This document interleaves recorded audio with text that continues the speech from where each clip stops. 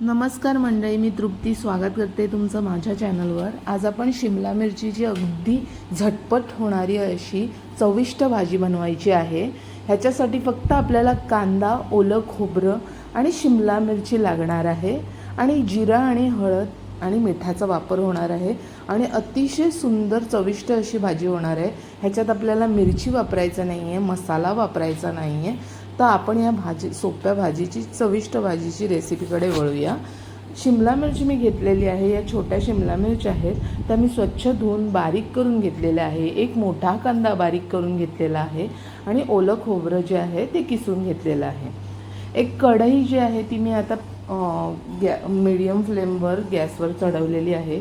त्यामध्ये आपल्याला तेल जे आहे ते 3 चमचे तेल मी घातलेलं आहे आणि ह्यामध्ये आपल्याला जे आहे ते फोडणीसाठी जिरं वापरायचं आहे। जिरं चांगलं तेलामध्ये तडतडलं, आपल्याला ही सर्व प्रोसिजर जी आहे ते मीडियम आणि बारीक फ्लेमवरच करायची आहे। जिरं तडतडलं की नेहमीप्रमाणे आपण सगळ्या पदार्थात जशी हिंग वापरतो तसं हिंग वापरायचं आहे चिमूटभर आणि त्यानंतर आपल्याला जो बारीक चिरलेला कांदा आहे तो घालायचा आहे। कांद्याला व्यवस्थित परतवून घ्यायचा आहे। आपल्याला हा लालसर भाजायचा नाही आहे, तर झाकण ठेवायचं आहे आणि वाफेवर 1 मिनिटासाठी शिजवून घ्यायचा आहे। कांदा चांगला मऊ झाला ना 1 मिनिटामध्ये की त्यानंतर जे आहे ते आपल्याला हळद घालायची आहे आणि आपली शिमला मिरचीची भाजी कापलेली आहे आपण बारीक, ती त्यामध्ये घालायची आहे। हे बघा, 1 चमचाने हळद घातलेली आहे, ती कांद्यात चांगली परतवून घेतलेली आहे आणि ह्यानंतर आपल्याला बारीक चिरलेली जी शिमला मिरच आहे ती घालायची आहे।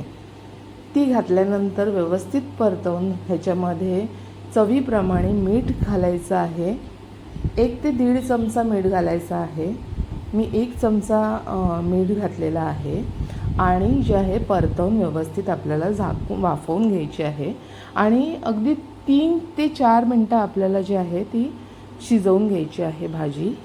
आणि ओलं खोबरं जे आहे ते आपल्याला सर्वात शेवटी घालायचं आहे। त्यानंतर गॅस आपल्याला बंद करून ओलं खोबरं जे आहे ते वाफवायचं आहे, शिजवायचं नाही आहे।